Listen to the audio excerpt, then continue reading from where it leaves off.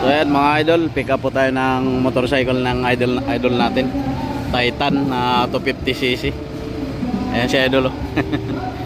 Papagawa niya po mga idol ng 3 wheel sa atin. So dito po tayo sa Palaw, Canlubang. Napaka brand new pa. 270 pa nga lang. 270 ano pa lang oh, odometer. Ganda niyan.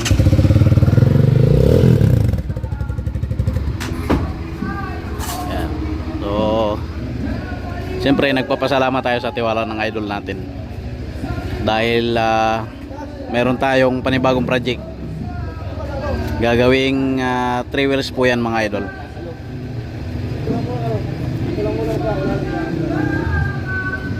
Yan.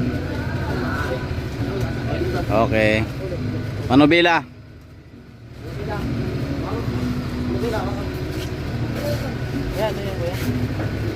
Gagawin pong 3 wheels. Natutumba daw si sir sa single eh.